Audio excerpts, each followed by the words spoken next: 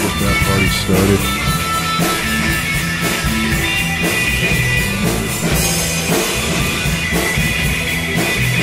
Plug it up to my laptop.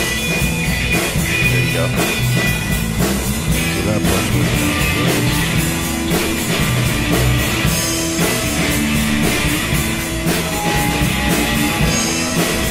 Something that all we hear is like demon sound coming out of it. Holy shit, man. What did you do? Listen to that.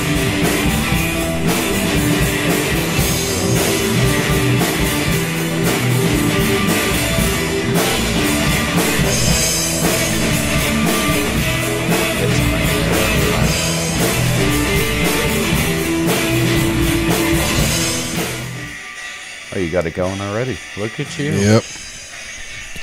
So let's see, this should be going here in just a moment.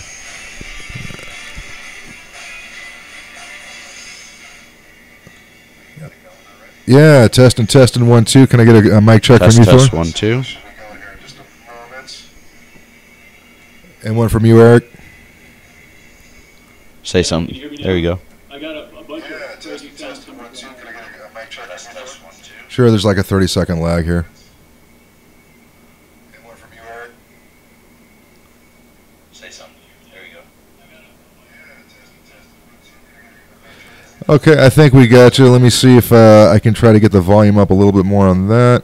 But for the most part, man, I think we're doing pretty well here. This is a first for us. Anybody who's watching for the first time, thank you so much for checking out the DisJointed Food Biz, man. We are here with Eric. Why am I drawing a blank on his last name? I'm sorry, man. Ellenberger.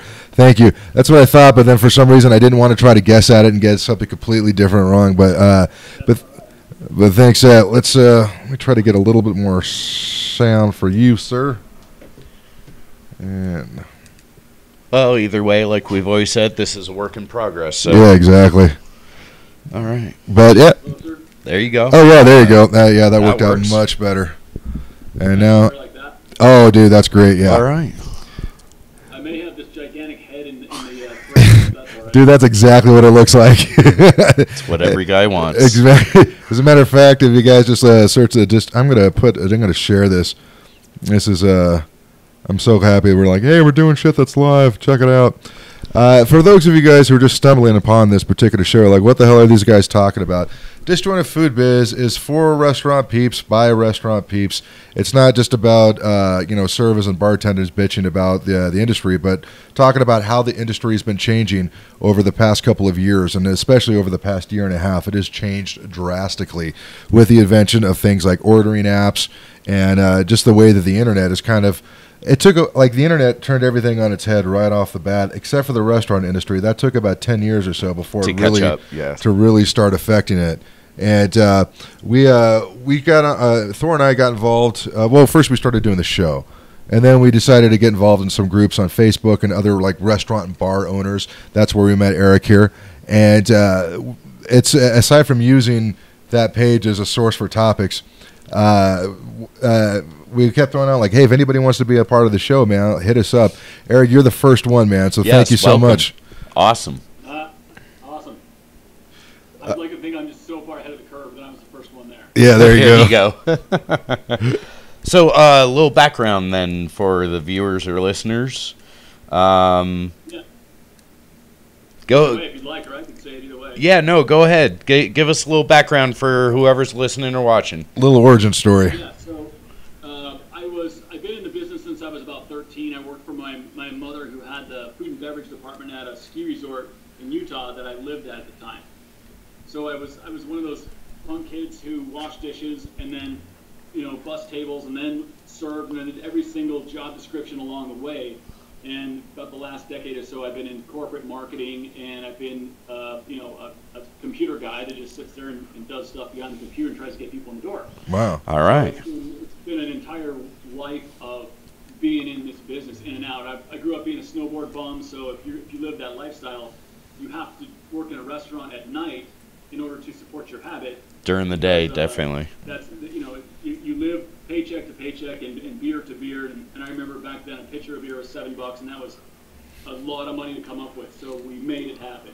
So, My comic buddy Will Mearswell just went like, yeah, because he actually lived the same life here in Colorado. So yeah. Yeah, pretty much. All right. I didn't realize that was an option, by the way. Like, I'm gonna kill my high school guidance counselor. I didn't realize it. I mean, I could have just been getting drunk and skiing, and I would have learned how to ski. That would have been great. But no, I didn't. Did that for a couple of years in upstate New York. Oh, really? It's a great time, but you go nowhere and do nothing very quickly. Yeah.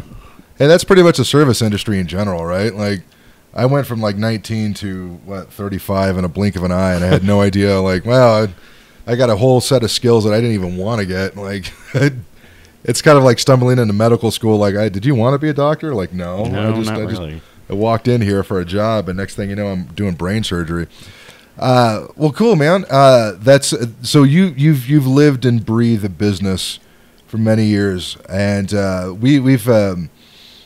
One of the things that Thor and I, and by the way, if we're wrong on this, feel free to shout this stuff out, because we're reading on the Facebook page with a lot of nice folks, but you could tell there's a lot of new people that are not too familiar with the restaurant industry. I don't know. Have you noticed that by reading some of the posts? You're kind of like, what? There was a couple this past week where I'm like, holy crap! I'm trying to be nice to the folks on there. Like, somebody put up a post that was like, so. It was about, the liquor order or for their beverage list. And they're like, well, so what should I do with I'm going to talk with the liquor rep. Any ideas? And I'm like, have you never bartended? Yeah, it's like because anybody who's bartended for a year or so knows your liquor rep is your best friend, but is also your worst enemy. Your worst enemy at the same time. Right. It's and at least you know them all by name by that time. Yeah. Oh yeah, you would hope. Totally, you would definitely hope. Well, I mean, having the web pages up and a lot of new and different people and people getting in the business that, it's going to be a huge learning curve for them. But a lot of what I've seen on the websites and stuff like that, about marketing. So you have that big background. How would you typically, market for smaller business compared to a multinational business? I'm sure it's a huge difference between them. It is, but not only should the approach be differently, but how they do it is so different, and it's insane to me. Like, these days, you guys probably know the drill. If you're a small mom and pop operation, if you're a one-door place, your marketing person is the server who wants extra hours. Yeah. Right. Decider, well, fuck it, you're the marketing person for this week, so post some shit on Facebook. Yeah. Right. Go ahead. And now they're the marketer. So that's how those places operate. And their posts are usually so half-assed because at the end of the day, what are they making? Maybe $10 an hour? If that. They're getting 2 additional hours a week. Mm-hmm. What do they give a shit to make it good or not? They're just going through the motions. Like, man, he told me to post something. I'm going to post something. Here's a cool selfie. See ya. Yeah, exactly. Yeah, pretty much. It gets to be where it's such absolute garbage that people start to tune out. And what's happened recently is so many people got just tuned out by that spammy bullshit. Yeah. That Facebook has changed their algorithm to where us meeting people with a page, basically any business with a Facebook page, is censored down to either 1% or 0. Right. So in most restaurant bars cases, we're getting through to 0% of our of the people who follow us.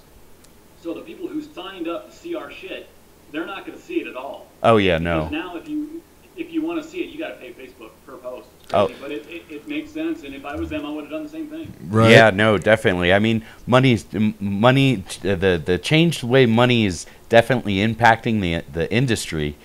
Is crazy because pizza places are starting to openly charge for pizza boxes or paper plates. And Right. Well, in New York, they do that all the time. Well, yeah, but nobody ever cared. Can I get an extra napkins? You get 3 napkins. That's after this. After that, I charge you 1 nickel for every 5. I'm not here to give you fucking napkins all goddamn day. That's.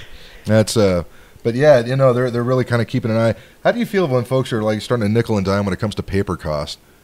How do I feel? Yeah, it should be included in the price joints. that's what I thought, but. But I mean, as things go up, you can't change your menu every 6 months when the prices change. That's true. So as far as marketing and stuff, if if you run because I mean, doing marketing for a small set, if you run a campaign, you know, you got to determine, I'm sure, the basics of the area and stuff like that, and what type of brand or product you're pushing. You know, if it doesn't work, you know, because I'm kind of interested in the marketing side. How do you figure to fix it for the next client? Well, you know, it's funny you should mention that whole charging for nickel and dime shit. So I don't know if you saw. I did a post a week ago or so about that. I posted a picture of someone had a receipt that had like a line item of it was like some completely innocuous bullshit name like experience fee or admin fee or something. Right. I think I did see that. You've seen these? It was like $2 or $3, and people freaked the fuck out. People were absolutely like, I will never, ever step in that place again, and screw those guys, and you've lost. And they were going nuts. And this is over $2 or $3, which could have been buried in the menu cost easily, but they itemized it out, and that's what killed them. Oh, yeah, definitely. You know, it's funny. You say that. I saw a post this morning, had a picture of a piece of salmon on a plate with a bed of rice next to it, and it said $12.49. The picture next to it had the bed of rice with the salmon on top, and it said $24.99. How do you get the difference just by adding it on top, man? That's awesome. That's pure brilliance. Like, I was like, that's wrong. You got to figure out you can get that by putting it on top, and you win. Oh, yeah. But it's problems getting people to pay for it, you know. So, you know, it's freaking crazy. You know, the restaurant industry, I think as a whole, has been so far behind the times, whether it be social media, pricing, things like that. Because, I mean, take mechanics. 30 years ago, mechanics weren't that bad. Now, it'll cost you $400 to get your oil changed. right. You know, it's crazy. So I mean, you know, this industry's lagging behind, and then we have people coming in that just don't know what they're doing. Yeah, and then the hard part for me is because I mentioned this before on other previous shows that we did, where I remember when I was waiting tables at Macaroni Grill, and this nice older couple, they're like, yeah, we're heading up to Wyoming, and I'm like, oh, that's cool. You guys like new job up there? It's like a new life. We just bought into this little mom and pop diner, and we're gonna go work that. I'm like, oh, that's cool. You've worked in restaurants? It's like, no, but he said it was gonna be pretty easy, and I'm like, well, great, man. I think that's you know, like you should do it. Go ahead, live an adventure. God damn it, these guys are gonna, you know, like, but there's a lot of folks in there that. And I don't want to sound like a dick and try to discourage people. Too late. Yeah, I know. All right. But I think they don't get. I mean, they watch Food Network all day, you know, and the cooking on these cooking shows, and like, oh, I think I could work in a restaurant. I'm like, it's a different kind of mindset. There's a certain level, like there's a certain set of logic that doesn't exist anywhere else except for the restaurant industry. There's a certain way of dealing with business and customers and employees that only exist in the restaurant industry, and it would not exist anywhere else, you know. So when it comes to one of the things that we were talking about a little bit before, because we're like, oh, what are we going to ask you, Eric? How have you felt like what's your biggest challenge is when you realize that somebody is probably pretty green to this business? How do you go about, like, you know, I mean, do you just basically like, do this? Or, I mean, how do you usually handle somebody who's very green, yet now they're an owner and they haven't worked their way up in the industry? You know what? Those people are actually easier to deal with than somebody who doesn't know what they're talking about, but convince themselves that they do. Okay. And that guy that's got such a big ego, and he's like, no, bro, I've done this for years. I got it. He's using techniques from 5-6 years ago, which are completely irrelevant. Right. Sure. So the green guy is awesome when I get a hold of one of those, and I don't have all these preconceived notions that I have to like break down those walls and be like, dude, Twitter is not where someone's going to find your restaurant. Seriously. Mm-hmm. Right. And so that makes it easier. So I can start with a clean slate and teach somebody the right way to do it. Mm-hmm. It just cuts 50% of the bullshit right out of it, right off the bat. So I love those people. And hopefully their first idea isn't to like, hey, you know what? Let's give like these really awesome big cut coupons. And we'll start doing that. Start by giving everybody away like 50% on every cover, and let's see what happens. You know, like, we'll start with Groupon. How is that? You know? Yeah, I think this is the only fucking industry that the corporations have killed with couponing and discounting and whatever else. We give 50% of our business away half the time by doing this. Usually. You know, when was the last time the electric company gave me a discount? Yeah, right? Bastards. It's crazy. You know, well, I mean, you know, supposedly now they just filmed, what is it, the Top Chef in Denver, and that's going to be airing here soon. Okay. But, I mean, do you see a huge difference? I mean, you're down in Scottsdale, so, I mean, you know, do you see a huge difference from, you know, how am I going to, I don't know, the difference from classic culinary eateries compared to, you know, your basic blue collar, which is all corporate, whatever else? I mean, how do you, as a marketer, fight that to get the people away from the corporations to actually try the mom and pops? It's for the most part the only places that have like the artisan types restaurants. For the most part, it's going to be what, Central Phoenix, Scottsdale, and maybe a few places. Yeah, but there's the good thing about our market that I really like is that there's a bunch of higher end yet still affordable places that are one-offs, or that a restaurant group will own 2 or 3 of them, and Nice. That's very popular here. It's like huge corporation chain bullshit restaurants are really not that. They're in the suburbs. They're in Gilbert and Chandler, and where all the families live. Mm-hmm. So in Phoenix and Scottsdale, you really don't get those. I mean, there is no Applebee's in Scottsdale that I know of. So I'm moving to Scottsdale. Go to these places that are well thought out. They're well managed. They're well run. They're a little bit more expensive, but they do a great job. So we have a really rare, lucky market to where we get to go to these type of places. So it's to try and I think everybody here has been trained that you just don't go to Applebee's, really. So there's never a reason. Yeah, sober people don't go to Applebee's. Although I've been digging for the chance to get an In-N-Out burger. Oh, it's coming soon. We were so excited, man. And at Colorado. Wait for an In-N-Out right here. Yeah. Dude, me and my wife, we were just in Phoenix a couple of weeks ago. The first place we hit up was an In-N-Out. Because I lived in Arizona for 15 years.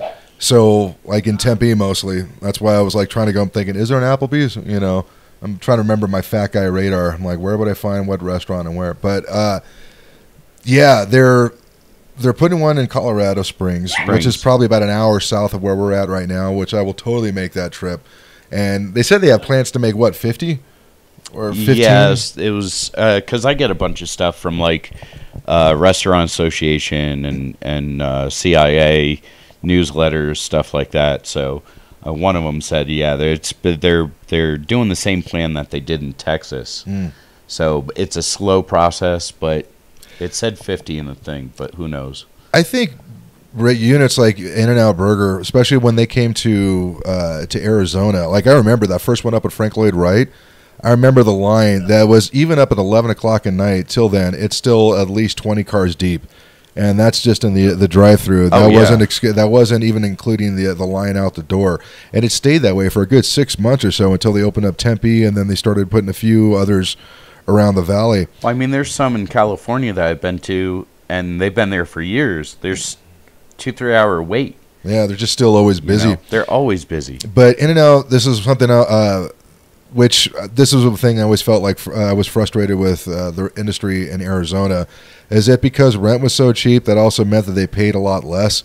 In-N-Out Burger was the first. When they started in Arizona, they started people a little over $10 an hour, which was unheard of for fast food back then. And that was what, 10, 15 years ago? I would say it was about 8 to 10 years ago, right? Somewhere when In-N-Out came. Oh, yeah. At least to Arizona, and on top of that, if you notice, like. There's units like Jack in the Box, which still try to run with 3 to 4 people working, maybe more on prime hours. But In-N-Out Burger consistently has at least 10 people back there on that line constantly from open to close. So they really changed the industry quite a bit. I'm curious to see what they're going to do with Colorado. Well, I mean, but In-N-Out is in its own league. They got fresh French fries. I mean, you cut the spud and fry it. How much fresher can you get? Shakes and burgers. It's pretty fresh, you know. You let the fries go cold, come on, they're shit. Yeah. You know, they really are. But they're in a class on its own. All the Jack in the Cracks or Jack in the Box, whatever you want to call it, the Wendy's, the McDonald's, it's all fucking bullshit food. It's chemical, man. Yeah. So, I mean, there's a couple chains and corporations that I get excited about. In-N-Out's one of them. Right. The rest of them can kiss my ass. That's actually going to be the title for this particular episode. Is it, you know, In-N-Out, everybody else can kiss our ass.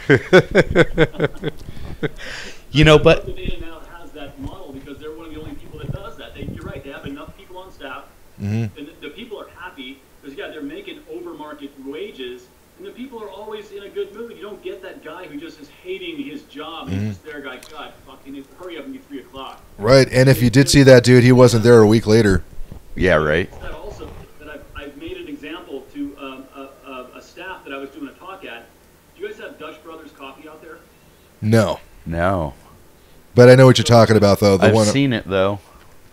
It's kind of like In-N-Out. It's a West Coast thing. They're all over California and they're all over Arizona and whatever. But that place pays their employees better than everybody else, and their customer service is absolutely the best customer service I've ever seen. They're the ones that when I give talks to a bar staff, I'm like, you guys, go to Dutch Brothers and you tell me if that's not the most amazingly happy person you've ever seen, no matter who it is, no matter what time of day it is. Those people are on point 100% of the time. It's insane.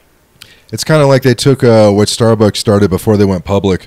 Like Starbucks, you always used to be. I mean, not so. I mean, still to this day, they still have a pretty good level of associates in their units. But back when they were offering like health benefits to part-time employees and really, really good wages, and they spent a little bit more time on training than they do now. It was people. They knew that people had to be excited and want to work there in order for things to go well. So that in doing that, they're like, all right, we need to attract people who maybe have a little bit more maturity than your average teenager, which I used to manage for Peter Piper Pizza. That was my first management job out there. The one on Baseline in McClintock and Tempe. And yeah, that's one of the older ones now. I think the one at Metro Center they finally tore down, and that one was like the one that everybody remembered, the Wallace and Loudmo days and shit. By the way, I'm only talking to Arizona people right now, apparently. So one of the things that I learned after watching the P&Ls of the units that I was managing, I'm seeing how much money they came through, and when they would pipe down on labor with us, I'm like, we don't pay out a whole lot of wages. We don't really, and we get nothing but teenagers to work here, and you guys are making at least $20,000 at least from this particular unit, a week, which isn't super crazy, but it's not pocket change either. Well, I mean, $20,000 in profit's not bad, right? Oh, I mean, you know what the biggest thing was? You know that game room? Okay, the video games are completely irrelevant in any game room that you go to. All that matters is those ticket machines, especially coin drops. That's where we teach kids how to get addicted to gambling. And at least that's what I did anyways. That's how I made it fun for me.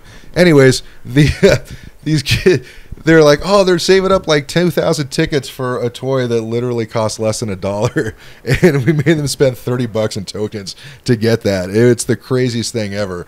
And but I think that's where it came up the term. It was, I think, and I do have a point to all this. where I'm getting to it. But places like the Dutch Brothers and stuff, what's the average age for most of the people that work at Dutch Brothers? Would you, just off of your head, what do you think? Oh, they've got to be like late teens. Late teens? Okay. Then that completely blows my whole theory out of the water. Never mind. Sorry. No, That's the tricky part is they're all young, and they're all millennials, and they're all like the anti-millennial. Oh, really? So I'm like, how in the hell do they make you guys, and how did you all end up at Dutch Brothers? That's crazy. Oh, okay. Well, no, my whole thing was that where'd they get them? Yeah, I know we're still trying to figure that out. All my millennials suck. Yeah, I know, right? I got to tell, like, what's your number? Why? Because I got to text you to get your side work done, moron. Yeah, there you go. My whole thing is that if your entire process or your entire business model depends on the fact that you need teenagers to work for you, chances are that's not the best idea, or as I like to call it, barely legal child labor. So well, but I mean, you have places like Chick-fil-A. Right. Basically did the same thing In-N-Out was doing. Right. But with chicken. Mm-hmm. And they've some places depend, and I think it depends on franchisee, but they pay their people more. And come on, how many places give you Sunday off in a restaurant business nowadays? Adamantly gives everybody Sunday off. He's like, "Fuck you guys, I'm taking Sunday off. Yeah, I'll close the whole company down. I don't give a shit." But I mean, so throughout the years, I mean, down there, you say you have anti-millennials. I'm kind of interested. So they're actually growing in to be professionals? How does that work? The heat in Arizona makes everybody angry. Outside of Dutch Brothers, that does not exist. They've got the same exact mold they do everywhere else, but for some reason they got the 1% of 1% that are actually have their shit together, and they all work at the same place. Wow. It's a smart move. It's just smart hiring, really. It's...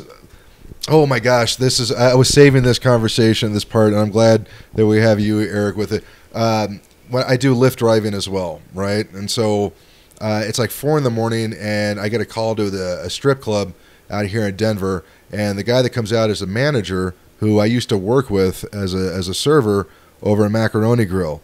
And so when we're talking about that, he's like, "You think millennial food service workers are bad? You ever try dealing with millennial strippers? That's a completely different level of hell." Dude, no. Yeah, because most of it, and he said, even by the way, the internet is really hurting the erotic dancer community, just because a lot of these girls figure out, like, wait, I could just do cam shows and I don't need to actually grind on anybody, and they just started doing that. But trying to get these girls to be like, "Stop talking so much. I don't want to hear about your problems." Well, now how's that work with the states that only do go-go? I don't know. Well, guys are dumb. We'll pay for anything. That's true. Yeah, I mean, I think we solved that problem for them, I think, is what that was. But yeah, he was like, he had to try to talk to these these young dancers, and they're like, "Listen, the customer doesn't want to hear about your day." Like, that's not what we're here. Like, "Well, I'm a person." He's like, Yes, you are. You are a person with ideas and thoughts of your own, but that's not why the guys came here for." And just trying to get that idea going through them. And wherever are they going to put their phone? Yeah. Oh, dude, they're just going to have their phone. We got to be texting the whole time, so they might as well have somewhere to put it. I don't know how that's going to work. They'll just tell the guy, like, "Listen, hold this so that way I can see it." And then she'll just dance around the phone. Some of those women, you know exactly where they're putting their phone. Yeah. It's a Galaxy Note 3, man. What the hell? Jesus. You ever see somebody shoot a golf ball? Yeah. Phone's next. Well, right on, man. And this is where things get derailed. Yeah, we always get derailed. That's all right, though. You know. So, I mean, okay, millennials. Right. How do we market to them besides texting? Yeah, that's a good idea. Good question. You're the marketing guy. You figure it out, Eric. No. Yeah, well, you know,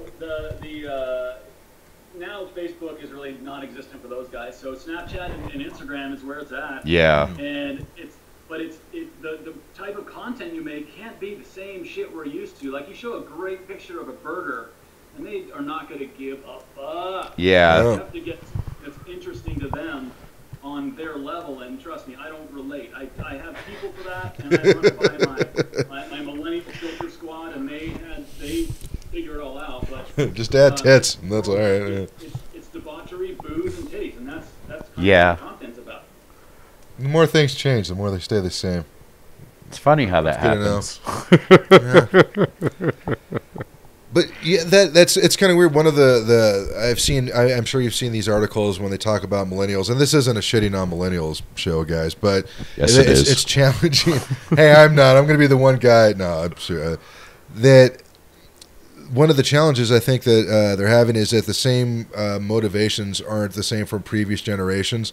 Like, the millennials are more likely to order, like, using the apps as opposed to going out a few times a week. Maybe they're only going to go out once or twice a month, but they're going to want to go to some place that's really unique, you know, like some type of vegan tofu bullshit. I don't know. Well, I mean, you got to figure for the millennials too. It's not just the food biz as far as the advertising, marketing stuff goes, because they're, you know, unless you're on Instagram or whatever else, they're a hard group to get a hold of. You know, unless you're doing this is our product, this is where we get it, it's fun-filled atmosphere, come quick and then leave. You know, that's basically millennial mindset. You know what? Let me give you something that's really interesting. This whole business is moving way more toward word of mouth. Word of mouth has always been king. We all know that. Always. Right. Now it's getting to where instead of word of mouth, right now it's about 2/3 of what influences somebody to go to a restaurant versus a third is marketing. So that third that I am able to influence is shrinking by the year. It's sure. More. And with millennials, it's almost all word of mouth because they want to go where the cool kids go. They'll talk to the cool kids. And some of the places I work at are nightclubs and dance clubs in the middle of the entertainment district with a really young demo. So it's that exact, clientele. Right. And the marketing we do is very ineffective compared to you get a couple of influencer kids in there, and these lemmings will follow them wherever they go. So marketing is really kind of ineffective for that group. We had one of our promoters in a couple of months ago, and we were talking about we do all these theme parties. Sure. And somebody just decided theme parties is where it's at for these guys. We have to do more theme parties. So we did. We kept doing them, and we didn't notice a change in the bottom line. We didn't notice our numbers fluctuating if we did one or not. So I brought one of the promoters in there, and I love asking people where they, what makes their decision for them. And I said, the theme parties, how many people come in because of the party? He's like, I don't know, none? And I was like, well, what do you mean? Like, what would you say? Like, what percentage? He's like, 0? I said, okay. So why are the people, you're bringing 100 people with you in a bus every time you show up. How are those people, what are they coming for? It's just a bar. Like, they're coming because I told them to. I'm like, God damn. Really think of theirs these days. And that's the power these people have these days, way more than I'll ever have. Wow. Hell yeah. Well, I mean, being in this industry, you always run outside the box or you're doing lots of drugs. So yeah. Well, in Scottsdale, you're definitely doing lots of drugs, let's be honest. Okay. Listen, man, I worked up there for a while. Trust me. It's like, you know what you never see in Scottsdale? What? Drug busts. That's for Tempe and Phoenix, especially Glendale. Scottsdale, apparently nothing ever goes on up there. I'm kidding, of course, for anybody who's listening. So here's a question that I had, because one of the other topics on Facebook was Yelps, right? And I thought it was hilarious that Yelp wanted to get into the food delivery business because I'm like, what restaurant is ever going to try to help you make money, you bastards? Like, Yelp has done more. I think they've hurt the business more than they've helped it. But I think they've hurt a lot of businesses. There was one not just guy. Food. Oh, yeah. Well, I was going to say there was one restaurant, and actually it was the comedy club, the Stand-Up Scottsdale. I don't know if you remember that. Yeah. Okay. They were on Bar Rescue, weren't they? Yeah, which that show almost killed them, by the way. Because all the changes that they did to the outside of the building, the paint job, the new sign, all that other stuff, the show didn't do any permits whatsoever. Yeah. Oh, damn. Yeah, exactly. So they had to tear it all down, or? Oh, pretty much. City of Scottsdale came in and like, oh, that's a nice sign. That's a fine. That's a fine. That's a fine. That's a fine. 20,000 later. Yeah, pretty much. And Bar Rescue's like, well, you guys have a good day. See you later. They did things like there was a 220 seat main room that they put down to 176, which I'm like, I don't know if you know how comedy works, but you kind of need as many seats as possible. So there was a bunch of weird stuff they did there, but. What I was going to mention, the owner, Howard Hughes, who was also a comic, I don't think he's not running the club anymore. Yeah, I think it's closed. Yeah, I think they did. They moved it over, and then where Papi Chulo's is, and then I guess the new owners of that place decided they didn't want to do comedy anymore. So I'm like, all right, there's plenty of other comedy clubs in Phoenix now, anyways. But and they just tore that building down that Papi Chulo's was in, so that whole thing is new times now. Yeah, damn. So, which is weird because I thought comedy would do a lot. I mean, they got some pretty good crowds up there. I mean, there's definitely a market for it in Arizona, Well, yep. The Yelp reviews, this is the thing, is with comedy clubs, you're probably going to have to 86 at least a couple of people every Friday, especially on the late show on Fridays or Saturdays, just because it's usually going to be somebody that's really drunk and on their birthday and won't shut up through the whole entire act. So those persons get 86. Well, they go on Yelp and then they write a 1-star really shitty review, right? the thing is that the owner, Howard Hughes, who was also a comic, basically is like, well, I ain't got shit to do all day.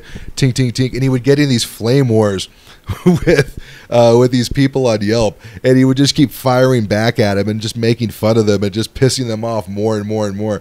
And the funny thing is that I thought is that a lot of the people who else were reading this started rooting for this guy just so that way he can trash these people who are giving 1-star reviews. And I was like, this is genius, man. I mean, people love hate too. I mean, look at Kaufman there. Yeah, that's true. Love to hate him.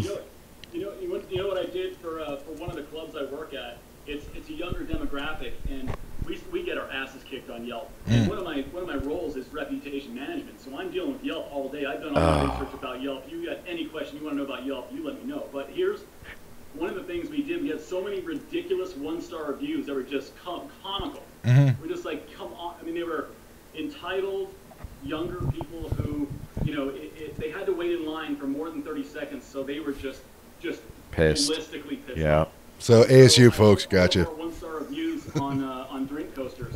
Oh, nice. 20 different 1-star reviews on our drink coasters that we're going to use, and they were brilliant because they were so ridiculous. And the day they were going to be put out, the GM she's like, what in the hell is this? What do you think you're doing? I'm like, this is fucking hilarious. And she's right. Like, no, it isn't. These are never going to see the light of day. And she canned it and never saw the light of day, but it was a great idea. So, dude, that was a great idea. Well, this is the weird thing is that, like, there's when I like that. I think that's awesome. Can I steal that? I mean, shitty reviews on, come on. Your loyal customers are going to dive into them and love them. And you're going to gain a huge reputation, so people are going to want to throw it on there so they see their comment on the table, which means they're coming back. I mean, come on, that's awesome. One of the things that I learned from the Greek restaurant I worked back in New York, aside from how to assault customers, was this guy, and that guy that I worked for assaulted everybody verbally and physically, and he was in business for over 40 years. His whole thing was that you have to stand up for your food. You have to stand up for your restaurant. You can't let people walk all over you. And granted, he put out a superior product to a lot of to most of the restaurants in New York, or at least as far as for what that price range was. And I always feel really, really bad and like sad inside when I see, for not just for any restaurant that I've worked for, but any of my friends have worked for, when they get a bad review and suddenly everybody and the GM just starts flipping out and they're like running around thinking that the sky's falling. And I'm like, do you guys not know how the internet works? Like it's a bastion of hate and titties. That's basically what it is. Like, why are you freaking out about this? If the business does the math on their Yelp, most businesses get 25-star reviews for every 1-star they get. But they don't look at it in terms of relativity. They say the 1-star and they freak out because what the 1-star guy wrote is probably not true. Right. And that's why they freak out, is because they may have could have done something different, but the way he painted the picture is not even close. Right. Oh yeah, no, definitely. And the way their algorithm works for Yelp, it'll put certain reviews up and not all your best or all your worst. And some of it, you go to some sites and you look at it and there's a review from 2 years ago, which is no way relevant in any restaurant, bar, club, business. 2 years ago, come on, man. You're not selling freaking cell phones. It's a different set altogether. It changed night to night, Yeah, it defaults to what they call Yelp sort. Yeah. So the Yelp sort is what it wants you to see, but every time I go to Yelp, I'll change the default to most recent and read them that way, but not everybody knows to do that. Yeah. So I started doing on my Yelp, because I'm a Yelper. I know that's a total... Well, it's been great talking to you. Hold on. I'm just kidding. I'm not a Yelper because I like it. I'm a Yelper because I want to know how it works on both sides, being the customer and being the bar. No, totally. I want to know everything about it. So my personal page, and if people that don't know I'm associated with that business, I got on this kick of going to businesses that were getting 1-star reviews from entitled assholes. And I was doing a rebuttal 5-star to their 1-star. Nice. I was telling them how the real world works. And you need to go back to Chuck E. Cheese and finally graduate from your neighborhood bar before you go to a club and start thinking this is how shit works. Right. And I did those 5 or 6, I don't know, probably I had went to clubs in LA in Miami and these places that I'm not a club guy. I go there because I want to know how they're doing it. I want to know if they're doing something better because they're apparently the best there is. So I get on there and I combat all these assholes on Yelp and write 5 glowing reviews of places, some of them I've never even been in before, just so I can tell that person how the real world works. Right. Nothing wrong with that. I mean, promoting, pushing, and you got to go to, different clubs if you're in that business or different restaurants. That's why I don't go out to eat often, because I'll sit in a restaurant with my wife and I'm watching everything. Yep. And she's like, "You're working again." Yeah. There was times where, I forgot who I was with Jenny, and I think it was some of her family members. Like, "Why is this food taking so long?" I'm like, "They're a cook short in the kitchen." I'm like, "Why?" He's like, "Because I just saw that order of nachos that person the other table ordered. I should have only taken 4 minutes. It took 10. That means they're short one guy on the appetizer line," or so, And like, really? I'm like, yes. Too bad I don't use any of this information to actually make me money. Promote and make money with it. Go ahead. Oh no, I was just gonna say. So I don't know. A lot of this technology, as far as like the Yelp and the internet, all the stuff. I mean, it's still relatively new, and I'm curious to see where it's going to be in 20 years, because I think the way that it is now is not how it's going to be. Like the way as soon as everybody had a chance to shit talk. A restaurant and try to make them go out of business. Where I'm like, why would you want to do that? There's a lot of people that pay their bills with that particular restaurant. There's a lot of mouths that get fed with that. And because your burger that you insist well done should have pink in the middle, and therefore you wanted to give a 1-star review, but we gave all those people a voice. Obviously, I think that shit's going to go away. But what other changes do you think where we're going to see as far as how the internet's affected the industry let's say over the next 5-10 years? I'll tell you exactly where things are going. Right. And this is something I just researched and found out last week, and this is like game-changing shit. They're going to go to a what do you call it? Either peerless or a review system without a middleman. So think of it as a member of the public, can review a restaurant on a neutral third party that doesn't include a Yelp. Or a TripAdvisor or a Google or whatever. There is no third party. There is no moderation. There is no bullshit. And the technology they're doing it is through blockchain technology, which is the same shit associated with Bitcoin transfer. Yep. Okay. Bitcoin thing that's all over the place. Oh yeah. It's the same method of money transfer. It's going to be the same thing as idea transfer. People are going to be able to give their opinions, and in a way that's not spammy or annoying, or if they have an agenda and they just hate the owner, it's going to figure out how to get around all that shit. So it's peer-to-peers, which means everybody will be able to make their own decisions without me involved, without marketing guys involved. They'll be able to make their own decisions through other experiences from other customers, and it's going to grow with word of mouth. Is going to be almost 100% of this business going forward. So if you have a shitty product or if you have a bad experience, you're screwed. You were screwed before, you're screwed now. Right. You're going to be screwed that much faster in the future. Hey, that's good. Efficiency. That's awesome. Well, and you got to figure majority of the douchebags that are leaving all this crap out for reviews and whatever else. If it is, millennials, 5% of them are going to start owning businesses. So things are going to change either way. Oh, dude, I'm going to go there with my senior discount when that happens so goddamn hard. I'm going to stack so many coupons on those fuckers. Oh, my gosh. Yeah. 1-star review because they don't have an early bird special. Yeah, right. There's no early bird special. It's 12 o'clock, sir. Yeah, well, I'm old, man. The restaurant that I work in has quite a few seniors that come in.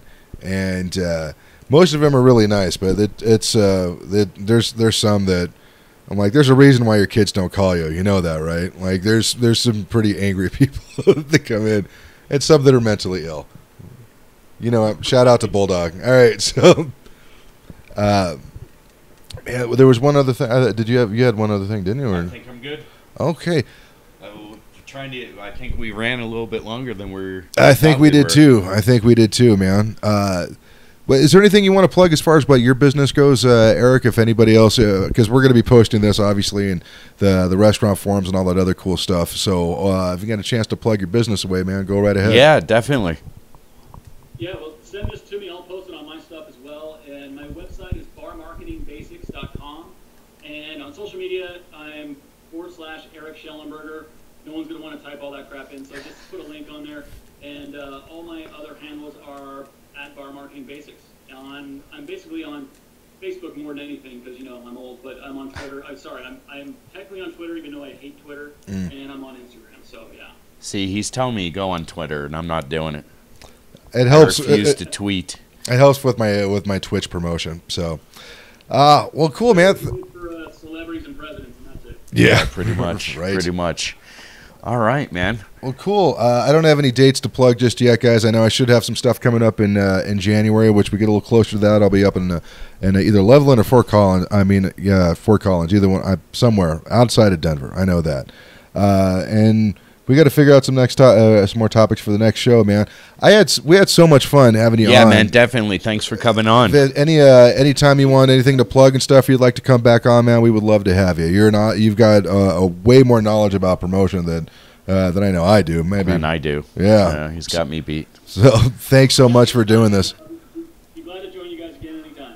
All right, man. You have a good one. Clocking out. Yeah, I think it's time to clock out, man. So.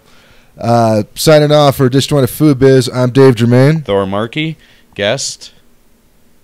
And Eric Schellenberger. You guys have yourself a great week.